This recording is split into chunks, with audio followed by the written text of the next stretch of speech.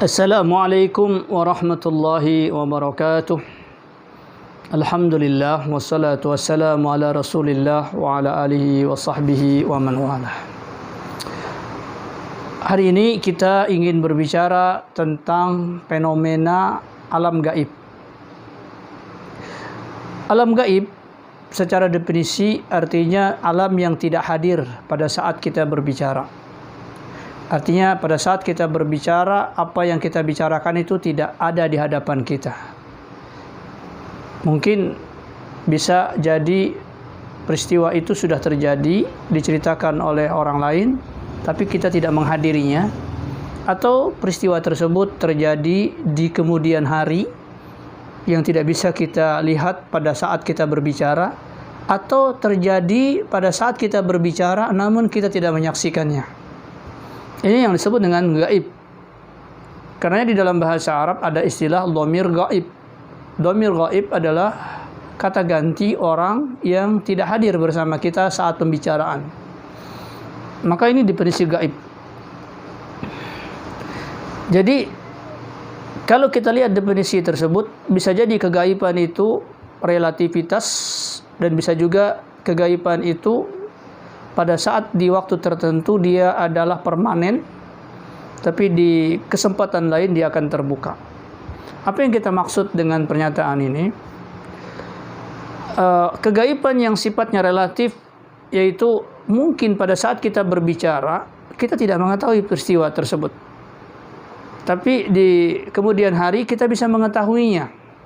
Contoh, orang yang belum pernah menunaikan ibadah haji, ketika diceritakan bahwa Ka'bah itu adalah persegi 4, hitam, maka bagi dia itu adalah gaib.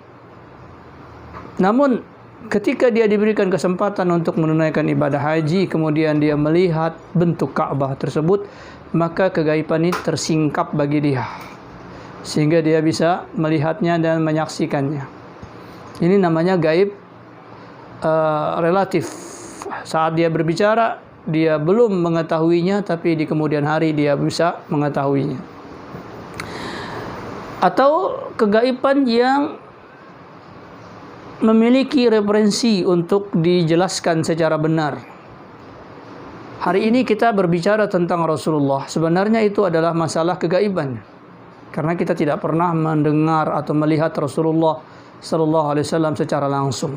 Kita hanya mendapatkan berita-berita bahwa dahulu ada seorang nabi namanya Muhammad sallallahu alaihi wasallam, akhlaknya begini, yang diajarkan begini. Namun karena perkara tersebut diceritakan banyak orang dan jumlah yang sangat banyak ini, tidak mungkin mereka bersepakat untuk bohong. Di dalam istilah agama ini disebut dengan mutawatir. Itu berita-berita yang diceritakan banyak orang dari tempat-tempat yang berbeda, yang mereka tidak akan mungkin berkumpul di satu tempat untuk bersepakat bohong. Walaupun perkara ini perkara gaib, artinya tidak nampak pada saat kita berbicara, tapi kita meyakininya bahwa apa yang kita bicarakan itu benar. Karena bukti-bukti otentik di mana banyak orang yang bercerita, sehingga tidak mungkin itu juga sesuatu yang dusta. Itu peristiwa masa lalu. Begitu pula peristiwa yang akan datang, seperti tentang hari kiamat, tentang surga neraka. Pada saat kita berbicara ini, kita tidak pernah mengetahuinya, dan tidak ada yang pernah mengetahui adanya surga dan neraka tersebut, karena dia adalah mustakbal, di kemudian hari kelak. Bahkan ada sebahagian orang berseloroh, Anda bercerita tentang surga, Anda bercerita tentang neraka, apakah Anda pernah tamasya pergi ke surga sana, pergi ke neraka sana, sehingga Anda yakin bahwa surga itu ada? Maka saudaraku yang dirahmati Allah, poin ketiga ini, kegaiban pada masa yang akan datang, ini pun sama dengan kegaiban masa lalu. Walaupun kegaiban masa lalu itu sudah terjadi, artinya peristiwanya ada, namun kita tidak menyaksikannya. Seperti tadi yang kita katakan, peristiwa tentang Rasulullah sallallahu alaihi wasallam. Kegaiban masa lalu belum terjadi. Namun perkara-perkara yang belum terjadi bukan berarti mustahil terjadi. Ya, dahulu orang bercerita mungkin hanya sebagai sebuah hayalan. Orang berjalan dari satu tempat yang jauh ke tempat yang lain hanya dalam hitungan waktu yang pendek, hanya dalam hitungan 1 jam. Padahal dahulu orang menempuhnya 1 bulan, bahkan 1 tahun perjalanan. Mungkin orang pada masa terdahulu berhayal, oh bagaimana kalau kita melakukan sebuah perjalanan dari satu tempat ke tempat lain itu dengan cepat. Dan terbukti pada hari ini semua itu terjadi. Padahal di masa lalu pembicaraan ini masalah gaib. Ya.